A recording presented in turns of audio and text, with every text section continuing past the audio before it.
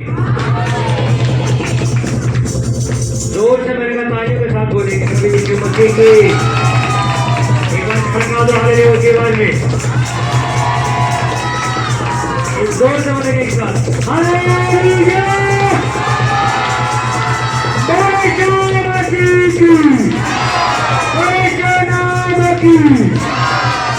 Hallelujah. जब आप hallelujah बोलते हो कोई है जो डरता है आपसे। बाइबल में लिखा वो तुम्हारे हालेलुया की आवाज से डरता है। ये गर्मी जो आज आपको लग रही है परमेश्वर की गर्मी, और मेरा विश्वास है कि आज आप ऐसी बरकत लेके जाओगे जो कभी आपको मिली नहीं। आपको समझना होगा कि बरकत किन लोगों के लिए रखी गई है। बार बार स्पीकर मेरे मुंह की तरफ। आपको ये समझना होगा कि बरकत किस चीज के लिए रखी गई है और आपको क्यों मिलती है। इतना ज्यादा भी रोटेट नहीं करना है कि बाहर वालों को बाजना है। कृपया करके किसी बुद्धिमान वॉलंटियर को काम समझाया। जिधर कूलर चल रहा उधर ज्यादा भीड़ लगेगी, जाने आने की जगह नहीं छोड़ी। हालेलुया। अपने पड़ोसी को बोलो मैं तुझे बधाई देता हूँ कि परमेश्वर ने तेरी प्रार्थनाओं को सुन लिया। आमीन। कितनों को बात समझ आई? अपने पड़ोसी को बोलो ध्यान से सुन, सुनने से विश्वास करो। पुराना नियम मलाकी उसका 3 उसका 10 में पढ़ूंगा, सभी जन निकाल लें। पुराना नियम मलाकी 3 उसका 10वां वचन मैं पढ़ूंगा, सभी लोग ध्यान से सुनेंगे। पुराने नियम की पुस्तक के अंदर अपने पड़ोसी से मदद ले लो, और जिनके पास छोटी बाइबल है और वो बड़ी लेना चाहते हैं तो जब बाहर आप प्रार्थना लिखवाते हो एक डायरी लेके लड़का बैठेगा, उसमें आप लिखवा सकते हो कि मुझे बड़ी बाइबल चाहिए, मुझे 3 है। उसके जो भी पैसे होंगे वो आपको बता दिए जाएंगे, आप खरीद सकते हो। छोटी बाइबल लेके जिंदगी भर मत घूमते रहो करो, क्योंकि पूरी बाइबल नहीं, इसमें सिर्फ नया नियम लिखा है। बड़ी बाइबल लो और पूरा बाइबल को पढ़ना शुरू करो। पुराना नियम मलाकी 3 उसका 10 मैं पढ़ूंगा और आप सभी लोग ध्यान से सुनेंगे।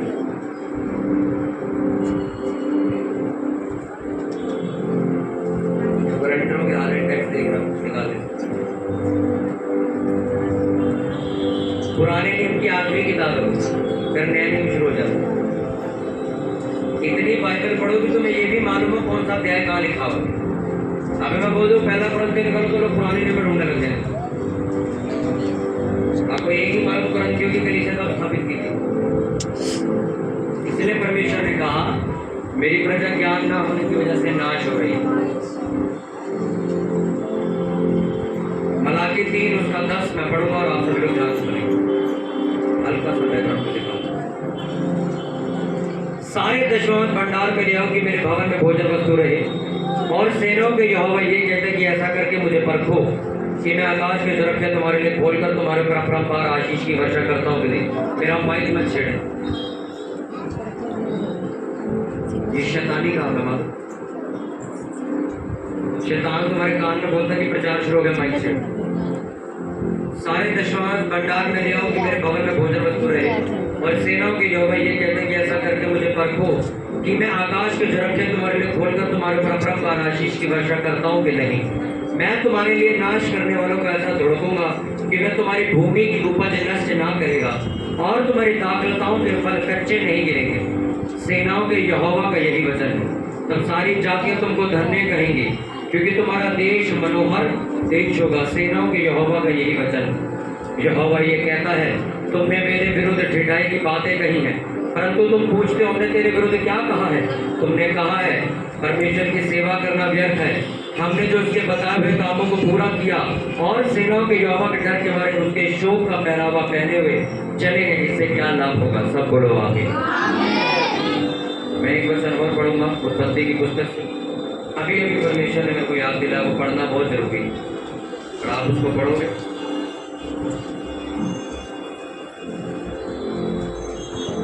उत्पत्ति की पुस्तक 26 उसका 12वां वचन में पढ़ूंगा। उत्पत्ति की पुस्तक 26 उसका 12 वचन में पढ़ूंगा। ध्यान से सुनना सारे कान खोलो।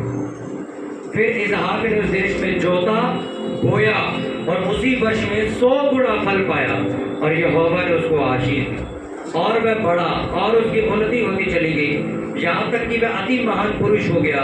जब उसके भेड़ बकरी गाय बैल और बहुत से दास दासियां हुई, तब पलिश्ती उससे ढाल करने लगे। इसलिए जितने कुओं को उसके पिता अब्राहम के दादा ने अब्राहम के जीते जी खोदा था, उनको पलिश्तियों ने मिट्टी से भर दिया। तब अमीमेलेक ने इसहाक से कहा, हमारे पास से चला जा, क्योंकि तू हमसे बहुत ज्यादा सामर्थी हो गया। अतः इसहाक वहां से चला गया और गरार की घाटी में अपना तंबू खड़ा करके वहां रहने लगा।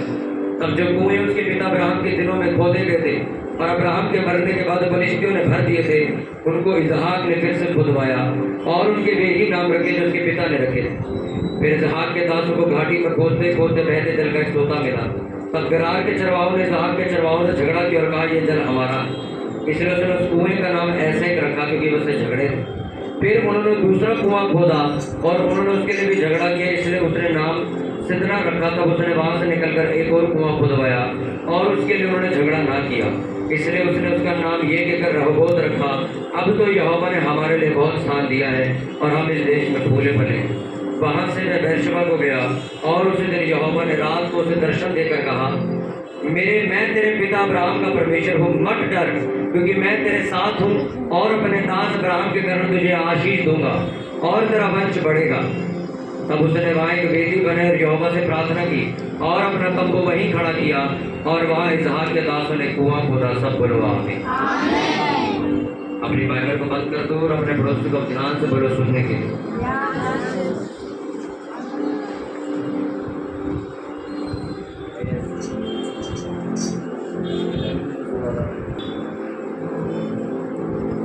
ऊंची बात में बोलो, प्रभु यीशु मसीह मुझे गरीब बनाने वाला परमेश्वर नहीं, वह मुझे गरीबी से निकालने वाला परमेश्वर। आपको मालूम, इसहाक जिस देश में था वहां के राजा ने हाथ जोड़ के विनती की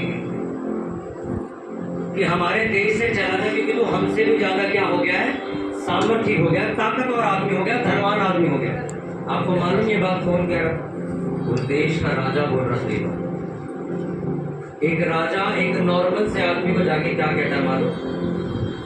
हमारे देश से चला जा, तू हमसे ज्यादा ताकतवर हो गया, तू हमसे ज्यादा धनवान हो चुका है, इसलिए हमारे देश से चला जा।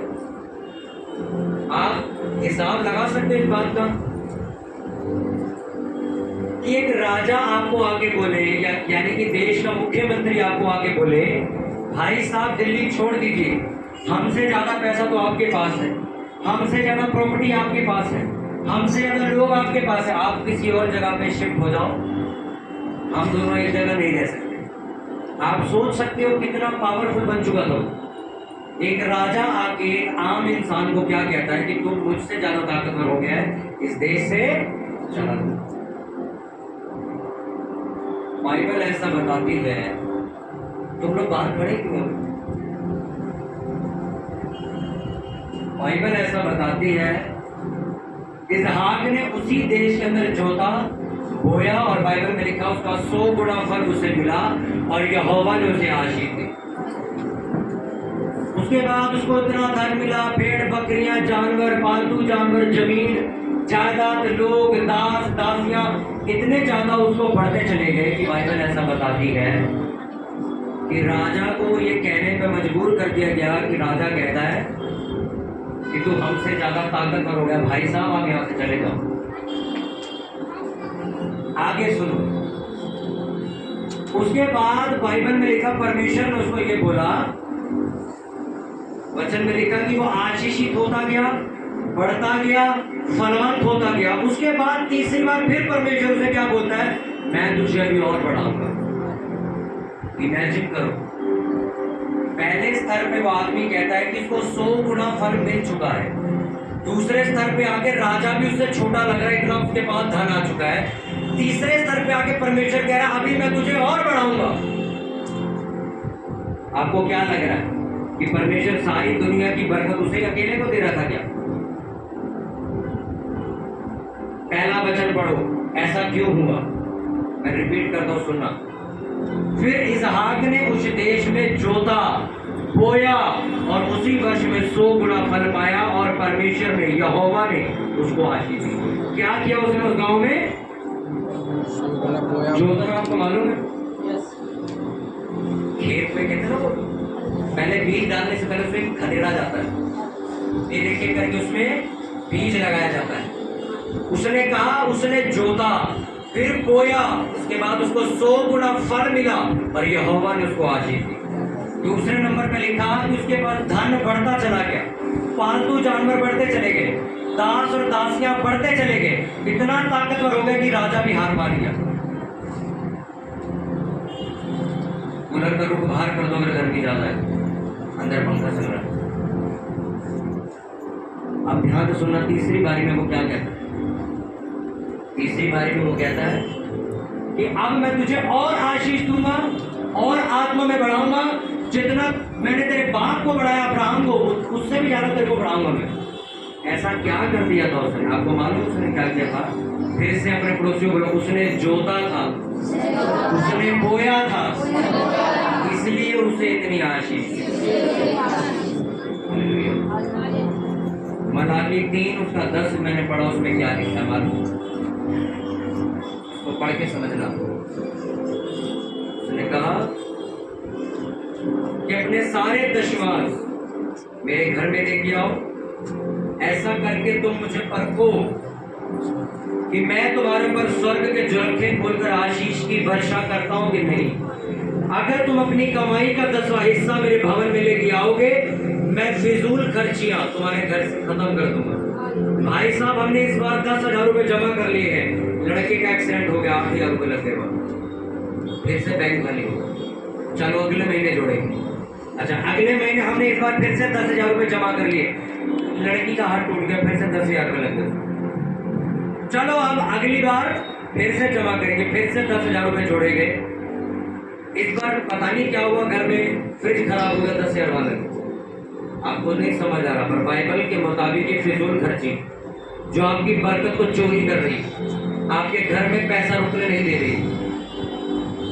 कैसे हो सकता है कि आदमी 40,000 रुपया कमाए और महीने के एंड में बोले मैंने कुछ भी जमा नहीं, मैं अभी भी लोगों से कर्जा मांग रहा हूँ। कहाँ गया वो 40,000? अरे 40,000 के दाल चावल खा दोगे क्या? मैं पंजाबी फैमिली से हूँ, हमारे घर में 3 टाइम दबा के खाना बनता है, पर मेरे कुछ ऐसे जानकार है जो गांव से, यूपी से, इन जगहों से बिलोंग करते हैं, वो कहता हमारे घर पे इतना ताम झाम नहीं बनता, हमारे घर पे लोग ज्यादा चावल खाते हैं, तब भी उनके घर पैसा रुकने को राजी नहीं। कहते हमने पैसा जोड़ के सोना बनवाया, सोना भी गिर भी डल गया, हमने पैसा जोड़ के जमीन डाली, जमीन के दाम नीचे गिर गए, हर जगह से घाटा ही हो रहा हमारा। आपको समझना होगा कि कोई है जो आपको गरीब करना चाहता है और कोई है जो तुम्हें गरीबी से निकाल के अमीर करना चाहता है। आपको मालूम, जब मैं अपने पास्टर से, अपने आत्मिक अगुए से मिलने गया था, उन्होंने एक बात मुझे बोली थी, पता क्या? अपनी चर्च को ये बात जरूर समझाना कि परमेश्वर तुम्हें गरीब करने नहीं आया। बहुत सारे पास्टर बहुत सारी चर्चों में इस बारे में प्रचार नहीं करते हैं, क्योंकि उनकी सोच या उनका मानना ऐसा है कि पैसों के बारे में अगर हम प्रचार करेंगे तो हमारी बेइज्जती होगी, हम पे इल्जाम लग जाएगा, या फिर लोगों को ऐसा लगेगा कि पास्टर जो है पैसा मांग रहा है। पर हमारे मेरे आत्मिक अगुओं ने मेरे को समझाया कि ये बात जरूर समझाना, नहीं तो पूरी जिंदगी तुम्हारी चर्च के लोग गरीबी में जिएंगे और ये सोचते रहेंगे कि पास्टर जी प्रेयर करेंगे और गरीबी खत्म होगी। उनको समझाना गरीबी कैसे खत्म होगी, और आज मैं आपको बता के भेजूंगा। क्या लिखा मलाकी 3:10 में? उसने कहा अगर तू अपनी कमाई का 10वां हिस्सा नहीं बोएगा, मैंने 20,000 रुपये मेरी तनख्वाह है, उसका 10% हिस्सा 2,000 रुपये निकलता है, मैं वो खा गया, खर्च हो गया, खर्चा ज्यादा था, इस बार नहीं दिया, अगली बार दे देंगे, EMI चल रही, लोन चल रहा, वहां दे दिया, लिखा तेरे घर में स्पेशल गरीबी भेजी जाएगी, स्पेशल, पहले थी नहीं अब भेजी जाएगी, क्योंकि तुमने परमेश्वर का हिस्सा भी चोरी कर लिया। परमेश्वर मलाकी जो नबी था वो पता लोगों को क्या कहता है, कहता तुम्हें ऐसा नहीं लगता कि तुम परमेश्वर को पागल बना रहे हो? वो कहता हम कैसे परमेश्वर को पागल बना रहे? कहता तुम भेदों के चक्कर में परमेश्वर को बेवकूफ बना रहे। तुम सोचते हो कि उसको मालूम नहीं, उसे पता नहीं चल रहा। आपको मालूम परमेश्वर ने ऐसा एक स्ट्रक्चर बनाया है, एक नियम बनाया है कि अगर तुम बोओगे तभी फसल उगेगी। एक किसान के लिए एक ऐसा नियम बनाया, जब तक ये जमीन के अंदर जाके बीज नहीं बोलेगा चावल नहीं उगेगा, धान नहीं उगेगी, प्याज आलू टमाटर लहसुन जो तुम नहीं उगेगा। कोई किसान आपने देखा खड़ा होकर जमीन पे बोले यार मेरा 10 बीघे का खेत है, मैं चाहता हूँ यार इसमें पूरे बीघे में चावल के खेत खड़े हो जाएं और कम से कम 2 ट्रक भर के बोरी चावल निकले, कम से कम 200 कुंटल यहाँ से निकलना चाहिए। और बीज ना बोए, खेती ना करे, न जोते न बोए न हल चलाए, उग जाएगा चावल? चलो 10 बीघे में ना हो गए, 1 बीघे में उग जाएगा, आधे बीघे में उग जाएगा, कितने से बीघे में उग जाएगा? 1 हिस्से में उग जाएगा, 1 एकड़ में 1 गज में उग जाएगा, कुछ भी नहीं उगे, एक घास तक नहीं उगे। क्यों? क्योंकि वो किसान सिर्फ बातें कर रहा है, सिर्फ बातें, उसने बोया कुछ नहीं। आज जब मैंने आपको इसहाक की कहानी बताई, क्यों बताई? पूरी दुनिया इस कहानी को पढ़ती और प्रार्थना करती, प्रभु जैसे तूने इस बंदे को आशीष दी मुझे भी दे। आप पहली लाइन क्यों नहीं पढ़ते? उसमें क्या लिखा है? उसमें उसने जोता, उसने बोया और फिर उसको 100 गुना फल मिला। अब मैं आपसे पूछता हूं, आपने क्या बोया? आपके पास क्या बहाना है बताओ? हम तो काम नहीं करते, हमारा हस्बैंड काम करता है और वो दशवांश निकालता नहीं, तो हम उससे लड़ नहीं सकते।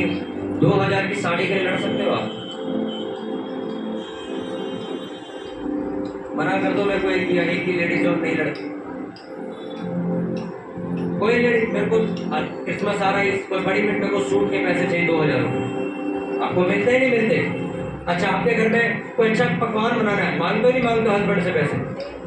तो आप ये तो नहीं समझते कि अगर आप अपने हस्बैंड की कमाई का 10वां हिस्सा लाके चर्च में दोगे तुम भी फलोगे और वो भी फलेगा।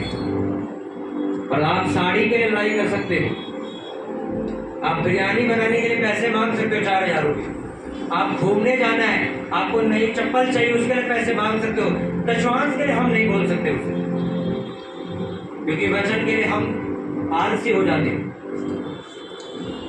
और लेडीज से सोच रही प्रचार हम सुन रहे हैं, फलवंत घर हो जाएगा, फलवंत हो जाएगा, ये बात सच है क्या? लिखा फिर से याद करो, इसहाक ने जोता, उसने बोया, फिर उसे आशीष। तुमने क्या बोया? मैं ऐसे मसीह लोगों को जानता हूँ दशवांश भी खा जाते हैं, मैं सच कह रहा हूँ, वो तो अपने मुंह से बता रहे थे, कहते हैं दशवांश हम निकाल लेते हैं, खर्चा हो जाता, खर्च हो जाते। मैं कहता फिर हम पैसे मिलने की वाले खर्चा बहुत हो गया, प्रार्थना करो। बेवकूफ तो नहीं। अरे जिस खेत में चावल का बीज बोना था वो तुम बना के खा गए, अब आके प्रेयर करो मेरे खेत में खेत तो नहीं उगा है, या तो मैं पागल लगूं या तो तू पागल। आपने घर में पंखा नहीं लगाया और आप मेरे से प्रेयर, हमारे घर में गर्मी बहुत है, 5 से भी प्रार्थना करो, कोई है तो किस बात का? हाँ फिर तो क्या इस बात का? कोई आपने बोया नहीं, आप प्रेयर कर लो, आप काट नहीं सकते। आप उन लोगों की तरह फलवंत नहीं हो सकते जो बोते हैं, जिनका पैसा प्रचार में लग रहा है, जिनका पैसा सेवा में लगता है। आपका पैसा अलमारी में बंद पड़ा हुआ है, आप कंजूस हो। आप अपना पैसा 15,000 की कमेटी डाल दोगे, पर 15,000 कभी चर्च में नहीं लगाओगे। मैं जानता हूँ, मैं एक भी कमेटी नहीं चला रहा हूँ तुम्हारा, मेरी कोई कमेटी नहीं, क्योंकि मेरा मानना यह है मेरी असली कमेटी चर्च में होना है। ये दुनिया की सबसे बड़ी कमेटी है। आपको पता है कैसे? मैं जितना चर्च में बोता हूँ उससे ज्यादा मेरी कमाई होती है। मैं रोटी खाता हूँ ना, मेरा फोन बचता है, इतना काम आता है मेरे। आप कमेटी डाल, मैं कमेटी नहीं डालता मेरी। अब इसका मतलब ये नहीं कि आप बैंक में पैसा जमा ना करो, आप जमा करो, और अगर आप इस तरीके से जमा कर रहे हो कंजूस बन के, खोट रहे हो पैसा अपना, मैं आपको सच कह रहा हूँ, आप इसहाक की कहानी पढ़ सकते हो, खुश हो सकते हो, हैरान हो सकते हो, अरे वाह इतना पैसा, राजा भी डर रहा है, सिर्फ हवाई बनते रहो, करते रहो, तुम्हें नहीं मिलेगा। क्योंकि क्योंकि इसहाक ने क्या किया था, फिर से बोलो ऊंची बात है, उसने जोता, उसने बोया। आपका पैसा कहाँ जाता है? आपका पैसा बैंक में चला जाता है। मैं भी पैसे जोड़ता हूँ, क्योंकि इमरजेंसी में पैसे चाहिए, मैं भी पैसे जमा करता हूँ, और मैं इतने नहीं करता कि मेरी सारी कमाई में सिर्फ छुपाता चला जाऊं। जिस दिन से मैंने कमाना शुरू किया 2019 से, मैंने 10% आज तक नहीं दिया। मैं 20 या 25% चर्च में बोलता हूँ। आज तक मैंने 10% दिया ही नहीं है, आज तक। ये नहीं कि पहले 10 देता था, 20। मेरे को शुरुआत से, मैंने एक पास्टर को मैंने पूछा, मेरे को जब पता लगा पास्टर बहुत ये गरीबी से निकला, इस पे इतनी बरकत का कोई हिसाब नहीं है, मैंने उससे एक ही साल पूछा ये कैसे हुआ। उन्होंने कहा मैं 20% बोलता हूँ। मैं कहा मैं भी बोलूँगा, और मैंने देखा है 20% बोने का फल क्या होता, मैंने देखा है। आज मैं आपको वचन क्यों दे रहा हूँ? अगर मैं आपको ये बात नहीं समझाऊंगा, आप इसी गरीबी में घूमते रह जाओगे। आप एक बात समझो, एक आदमी ने 1 बीघे में बीज बोया, कितने बीघे में खेत उगेगा बताओ? 1 बीघे में खेती करी, जोता हुआ 1 बीघे में, खेत कितने बीघे में उगेगा? जोर से बोलो, कितने में उगेगा? 1 ही में उगेगा। आप प्रार्थना करके कह रहे हो प्रभु मुझे 3 बीघे में खेत उगना चाहिए, कैसे? आपने बोया कितना था? 1 बीघा। कटाई आप 3 में करना चाहते हो। आपने जेब में हाथ डाला, आपकी जेब से 500 का नोट निकला, 200 का निकला, 50 का निकला, आपने करते करते 10 का नोट निकला, ये बोऊंगा मैं। आशीष तुम 2000 का नोट नहीं मांग रहे हो, क्यों? मेरे को समझते हो। बाइबल में सिंपल लॉजिक है, जैसे तुम वैसे परमेश्वर। तुमने ऐसे से थोड़ा परमेश्वर भी, इसको थोड़ा ज्यादा बते। किसी ने आगे कैसे बोला ये बेटा, ये घड़ी उतार, परमेश्वर कैसे देगा? इसको दो, ये वाला उठा के भी इसको दो, ये भी इसको दो, ये भी इसको दो, और फिर आप कहोगे ऐसे कैसे? बोया तो मैंने भी था। कैसे बोया? कैसे बोया था? पहले के टाइम पे पता लोग धोखा कैसे देते थे परमेश्वर को? लंगड़ी भेड़ लेके जाते थे चढ़ा। पढ़ा है कि नहीं पढ़ा? नियम ये था कि अच्छा पालतू जानवर लेके जाना चर्च में। पर लोग कौन सा लेके जाते थे? जिसका हाथ टूटा हुआ, बकरी का पैर टूटा हुआ है, सिंग टूटा हुआ है, तो सस्ती मिलती थी वो। अगर आप अच्छा भेड़ में ढूंढो तो बड़ा महंगा मिलता है, 1 लाख रुपए का। अगर बीमार ढूंढो आता भाई 20,000 में ले जाए यार, तो लोग 20,000 को खरीद के जब चले जाते। तो मलाकियों में रोक के कहता कहता तुम्हें शर्म नहीं आती? परमेश्वर तुम्हें अच्छी आशीष देता है, तुम टूटी भी भेड़ चढ़ाने आते हो। आज नया तरीका है। आज लोग क्या करते हैं? आज भेड़ बकरी तो चढ़ती नहीं, आज लोग फटे हुए नोट चढ़ाते हैं चर्च। मेरी आंखों के सामने हर संडे का फटे हुए नोट, टेप लगे हुए नोट, जो नोट चल नहीं रहा चर्च में डाल देते। जब तुम्हारी बरकत आएगी वो भी टेप लगी हुई आएगी। आशीष है, टेप लगी, खींचा मगे फट गई।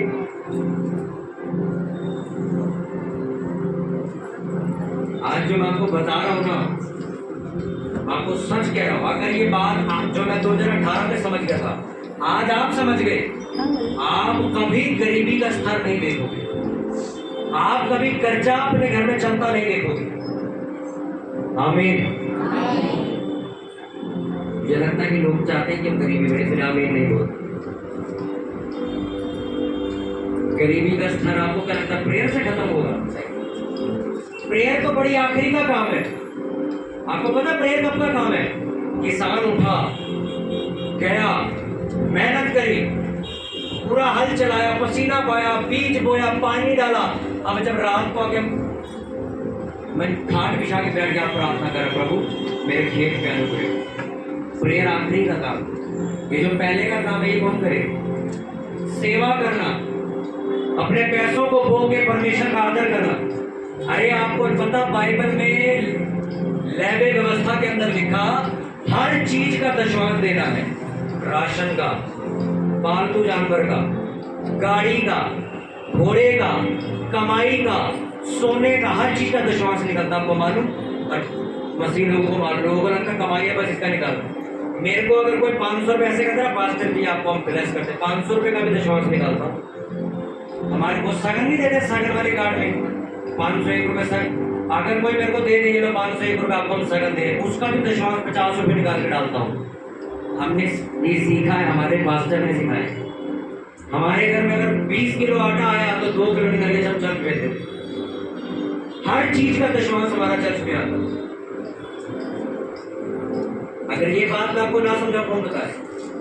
लेकिन लैबी व्यवस्था बड़ी बोरिंग किताब है, कोई भी नहीं पढ़ता उसको, कोई भी नहीं पढ़ता उसको, उसी में लिखा है। मेरे पास 2 गाड़ी है तो उसमें से 10% हिस्सा मैं चर्च को दूँ, या मैं एक गाड़ी चर्च को दूँ। ऐसा करने को परमेश्वर ने बोला है। इसीलिए बाइबल में जो लोग थे वो इतने ताकतवर और इतने धनवान हुए थे, राजा भी उनके सामने सर झुका था कि भाई मेरे पे भी इतना पैसा नहीं चला तुम्हारे पास, कौन सा परमेश्वर तुम्हें इतनी बरकत दे रहा है? अपने पड़ोसी को बोलो इज़हाक के पास इतनी ज्यादा बरकत, इसीलिए आई पूरा थोड़ा मतलब इसीलिए आई थी क्योंकि वो जोतता और बोता था। हालेलुया। क्या दिल यही कर रहे थे घर में? भारी भारी लोग यार। हालेलुया। अपने पड़ोसी को बोलो बोना सीख। जितना बोएगा उतना फसल काट पाएगा। आपको ऐसा नहीं लगता कि यार मैंने झुकी में जिंदगी काट दिया, मेरे बच्चे भी झुकी में ही चलेंगे? आपको नहीं लगता? मैं एक लेडीज से मिलने गया, आप विश्वास नहीं करो, उस लेडीज का जवाब था हमारे पास इतना ग्राम सोना पड़ा हुआ। अच्छा, इतनी हमारे पास जमीन पड़ी हुई। अच्छा, हमारे बच्चों की तनख्वाह इतनी इतनी है, लाख से ऊपर। अच्छा, कहते हमारे पास पेंशन आती है, इतने कितने हमने हिसाब का गिनवा दिया। अच्छा, रहते कहाँ है झुके? रहते कहाँ है? लोगों को आदत है गरीबी में जीने, पैसा है। अगर वो चाहे 4000 रुपये में बड़ा अच्छा ब्लॉक का कमरा मिलता छुट्टी से, तुम्हें रिजार्व मिल जाए।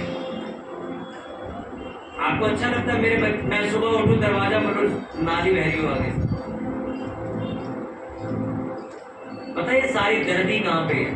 पता है गलती कहाँ पर हुई है? आपका माहौल ऐसा बन चुका। आप अपने बच्चों को भी उसी माहौल में धक्का दे रहे हो। अरे रहो इसी में रहो, इसी में रहो, कोई बात नहीं, छोटा घर है इसी में रहो। जब हम छोटे थे ना तो हम छोटे घर पे रहते थे, मैं भी 25 गज के मकान में रह गया। इतना सा कमरा था कि जब मेहमान आते थे तो सब बैठे हैं बस, चल के जाना मैं थोड़ा पैर सेट कर, इतने छोटे घर में रहते थे। और बचपन से मुझे एक जिद थी, मैं नहीं बड़ा कर लिया, इस घर में गुजारा नहीं। चर्च छोटी थी, जिद थी प्रभु बड़ी चर्च चाहिए। आज सोचो हम चर्च में इतनी बड़ी, अभी भी मेरे को जिद है प्रभु बड़ा गोदाम चाहिए। परमेश्वर ने लिमिटेशन रखी है क्या?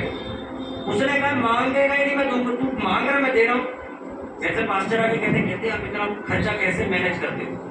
मैंने कहा अभी तो मैं बड़ा चर्च ढूंढ रहा हूँ। कहते आपको मिल भी जाता है। मैंने कहा बाइबल में लिखा हुआ है मांग दे दूंगा, नहीं मांगेगा पड़ा है मत मांग। अभी लंगर खाओगे मीटिंग के बाद, आप दाल चावल ना मांगो, देगा कोई आपको जबरदस्ती? आप कहते भैया थोड़ी दाल दे जाएगा। बाल्टियां भरी गए, पतीले भरे गए, मांगो तो सही। अब आप बिना मांगे उठ जाओ और बोलो मेरे को मिला नहीं आज लंगर, गलती तुम्हारी, सामने वाला को था। उसी तरह परमेश्वर के राज में भी ऐसा ही, तुमने मांगा नहीं, तुमने पाया नहीं। अभी किए प्रेयर प्रभु मेरे को छोटे घर से बाहर निकाल, मैं इस गंदगी में नहीं रह सकता, मुझे अच्छा घर चाहिए। प्रभु मैं तेरी सेवा करता हूँ, मेरे घर में मैं प्रार्थना करवाऊंगा, मुझे अच्छा घर दे। आप कभी ऐसी प्रेयर नहीं करें। मैंने लोगों को देखा है कि अगर 15,000 नौकरी लग जाए वो सेटिस्फाइड हो जाते हैं, बस बहुत है, इतनी कमाई में हम खुश हैं। मेरे को 50,000 भी किसी महीने कमाई हो जाती, मैं कहता हूँ नहीं परमेश्वर मुझे 1 लाख पार करना, मुझे अपने खानदान में सबसे ज्यादा पैसा चाहिए, और वो दे रहा है। और क्यों मांग रहा हूं मैं? प्रभु मैं अपनी चर्च को गरीब होता नहीं देख सकता। मैं नहीं चाहता कि कभी कोई चर्च पे उंगली उठाए ये देखो ये चर्च कर्जा मांगती है, बल्कि लोग ये बोले भाई ये पहली ऐसी चर्च है जो लोगों को कर्जा देती है। मेरे को अपनी चर्च को अमीर करने का शौक है। मेरी इच्छा रहती है कि प्रभु मेरे पास इतना पैसा है, मैं सोने की प्लेटें, सोने के बर्तन ला के चर्च में दान दे। क्यों नहीं देगा परमेश्वर मुझे? क्योंकि उसके दिमाग में क्या, ये लड़का मेरे लिए मांग रहा है, वो मुझे भी देगा और अपने लिए भी देगा। आप कभी अपनी कमाई के लिए स्पेशल प्रेयर नहीं करते, अपनी जॉब के लिए रात को उठ के प्रेयर नहीं करते।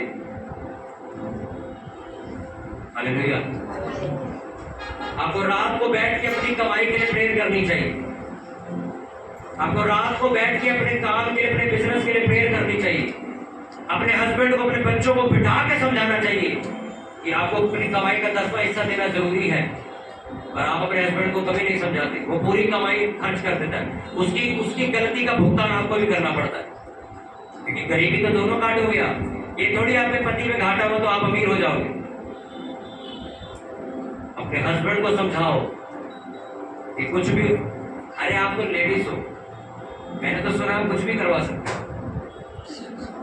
देख लो, तुम नहीं कहोगे तो मैं बात नहीं करूँ।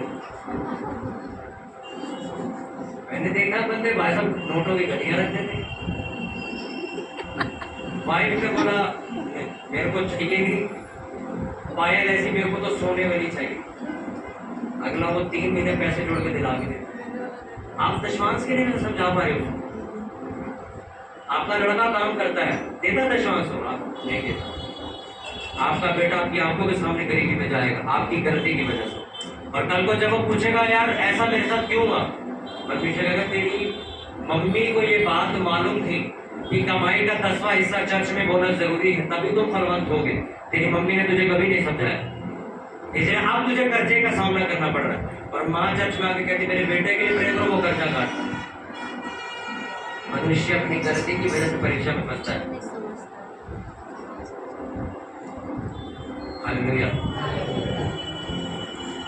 भाई साहब आपके घर में राजमा की बजाय मूंगी मसर की दाल बन जाए, पर दशमांश चोरी मत किया करो। मैं आपको समझा रहा हूँ, ये गलती कभी मत करना। मैं अपना आज मैं सारी, क्योंकि अगर मैं आपको बताऊंगा नहीं, आपको पता क्या चलेगा मैं क्या करता हूँ।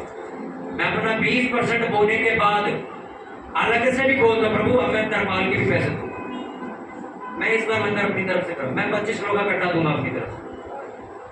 मैं शरबत में इतनी बोतलें मैं दे दूंगा, ये वाला खर्चा मैं उठा लूंगा। मेरे को बोने की ताकत पता चल चुकी है। मुझे नौकरी से परमेश्वर ने बिजनेस दिया, मुझे उसकी बरकत समझ आ चुकी। अरे आप सोच के देखो, जिस एजेंसी में मैंने काम छोड़ा था कि वो मेरे से गलत काम करवा रहे थे और बाइबल के वो खिलाफ था, उस एजेंसी से ज्यादा काम है मेरे पास। वो कंपनी खोल के बैठे लोग और मैं घर से काम कर। और आप गोया हमें दशमांश का है, आश्चर्य इस बार खर्च हो गया। मैं आपसे पता क्यों पूछता हूँ, मेरे पास तो वहां नहीं रहा। आपका जो बीज है, दशमांश है, भेंट है, वो मेरी जेब में जा नहीं रहा। मैं तो अपना काम करता हूँ। और अगर मैंने आपको नहीं बताया, कल तुम मेरी जान खाओगे। हम गरीबी से निकले कि आप निकल गए, ये भी निकल गया, ये भी, मैं भी रह गया पीछे। 2500 रुपए मेरी तनख्वाह थी पहली, वीवो के शोरूम में समयपुर बादली में कपड़ा भी मारता था और फोन बेचने का मेरी जॉब थी। महीने में 2500 रुपए तनख्वाह मिलती थी। और पहली तनख्वाह जब मेरी आई थी, मैंने पूरी की पूरी 100% चर्च में डाल दी। और उसके अगले दिन 31 दिन को लॉकडाउन लग गया था 2020 की बात है शायद। सोचो 30 तारीख को मेरी तनख्वाह, 31 तारीख को लॉकडाउन लगा और 100% तनख्वाह बोली थी मैंने, बिना ये सोचे कि अब 3 महीने लॉकडाउन चलेगा, खर्चा कैसे चलेगा। और तब भी मेरे पास काम था, मेरे घर में खर्चा चल रहा था, मेरी बहनों का काम चल रहा था। अरे अगर आप बोलने वाले व्यक्ति हो भाई, आपने किसान को कभी भूखा मरते नहीं देखा है क्या? कभी आप किसी किसान के घर गए हो और वो कहते मेरे घर में चावल नहीं। अरे यार पूरा गांव जानता तू चावल की खेती करता, तेरे घर में चावल नहीं है। कभी हुआ ऐसा? उसके घर में कुंटल के हिसाब से चावल पड़ा होता है। उसी तरह याद रखो, जो बोता है वो कभी भूखा नहीं मरता। उसके घर में दुनिया भूखी मर जाएगी, उसके घर राशन पड़ा हो। अभी हम चर्च में ऐसा प्लान कर रहे हैं, उसके लिए जगह ढूंढ रहे हैं कि चर्च में ऐसी जगह बनाई जाए जहां पर हम बहुत ज्यादा तादाद में राशन इकट्ठा कर सकें, ताकि कल को हमारे इलाके में ऐसी कोई आपदा आती है तो चर्च लोगों को राशन बांट सके। ये हमारा प्लान है। और आज से एक और अनाउंसमेंट मैं आपको कर रहा हूँ। अनाज की ऑफरिंग बंद कर दी गई थी, आज से चालू कर रहा हूँ। हमने वो अनाज की ऑफरिंग इसलिए बंद कर दी थी कि उस टाइम विरोध ज्यादा था, तो हमें डाउट था कि भाई कोई भी अन्य जाति आगे चावल में कुछ भी मिला के दे जाए। हमें तो मालूम नहीं, हमने तो बना के खिला दिया, इल्जाम हम पे लग जाएगा। पर परमेश्वर ने कल रात को जब मैं प्रेयर कर रहा हूँ, परमेश्वर ने बोला कोई जहर भी दे जाएगा ना, उसको पानी मैं करूँ। तो ऑफरिंग शुरू कर। तो आज से अनाज का भी आप विश्वास दोगे। भाई साहब आपने तार हिला दी, आप इतनी बुरी तरह हिले दोगे। आप इस तार को ठीक कराना तुम्हारी रिस्पॉन्सिबिलिटी। कृपया करके तारों के पास थोड़ा सामान कम रखें। शैतान ने तो आपको अपना अगुआ बना लिया और आप उसके अनुसार काम खराब करने लग जाओ। इतना कुछ समझ आ रही बात? आज समझ आ रहा है कि नहीं आ रहा? प्रभु यीशु मसीह चरनी में पैदा क्यों हुए? वो किसी राजा के घर भी पैदा हो सकते। बाइबल में लिखा वो तुम्हारे लिए कंगाल बना ताकि तुम धनवान बनो। बाइबल में ऐसा लिखा है, बाइबल में नीति वचन में, धन की आशीष यहोवा की ओर से आती, उसके साथ वो दुख नहीं मिलाता।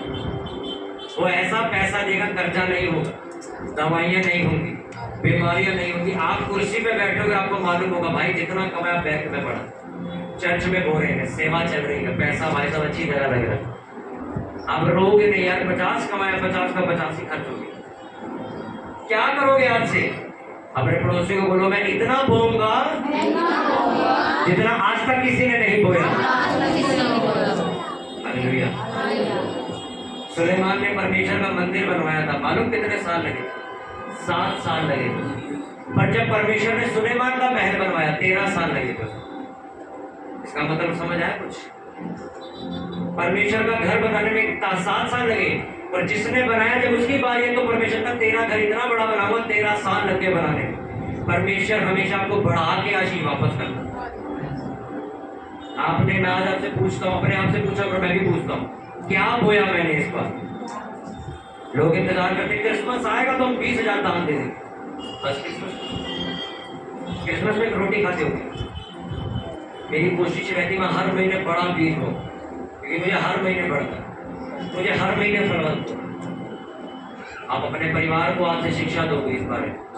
अपने छोटे बच्चे जो आज नहीं कमाते उनको 5 रुपए दोगे जानबूझ के, और उनको बोलोगे कि जा 3 रुपए की तू चीज खाएगा और 2 रुपए संडे को चर्च में डाली।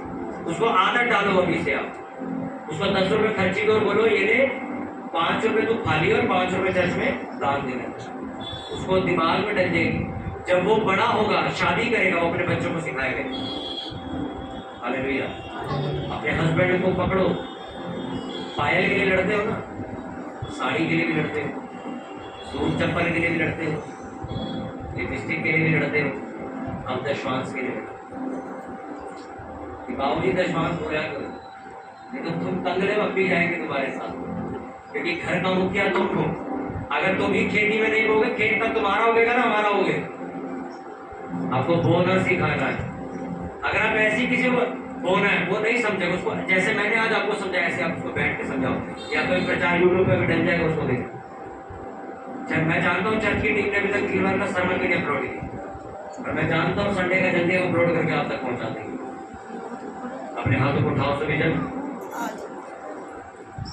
प्रार्थना करूंगी प्रभु आज तक अगर मैंने तेरा हिस्सा खा लिया है, या मैंने कंजूसी करी है, या बोने में मैंने अपना हाथ खींचा है, तो मुझे माफ कर प्रभु। आज से मैं बोने वाला तेरा दास और दासी बनूंगा, क्योंकि बाइबल ऐसा बताती है जितना तू बोएगा उतना तू काटेगा। प्रभु मैं ज्यादा बोऊंगा इस हाथ की तरह, मेरे इलाके के एमएलए से ज्यादा मेरे पास धन होगा। मैं ऐसा विश्वास करता हूँ। ऊंची बात में प्रार्थना करो अपने लिए, अपनी कमाई के लिए, और अनुग्रह मांगो प्रभु। जिस तरह दाऊद बोता था, जैसे इसहाक बोता था, वैसे मैं भी बोने का हूँ परमेश्वर। ऊंची बात में प्रार्थना करें।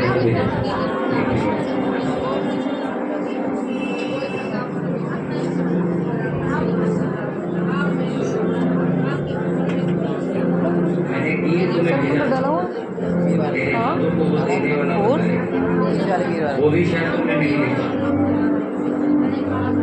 मुझसे मिलके जाना तुम दोनों पर। वो तो मैंने धन्यवाद और परमेश्वर मेरे को कंजूसी की आत्मा से छुड़ा। मैं ऐसी स्त्री बनूं कि प्रभु मैं धन अपना नहीं तेरा धन बोल के उसे क्योंकि मेरा विश्वास तो मुझे गरीब नहीं करने देगा, तो मुझे छोटी जगहों से बड़ी जगहों पे लेके जाएगा। तो प्रभु मेरे परिवार, मेरे खानदान, मेरे इलाके में सबसे ऊंचा मुझे करेगा।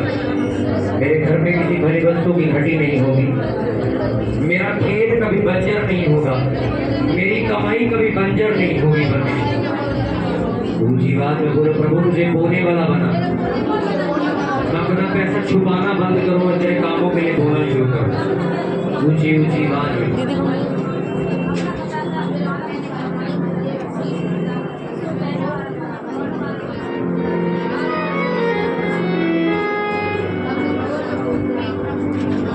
यीशु मसीह के सामर्थ्य नाम में चर्च जोर से बोले आमीन।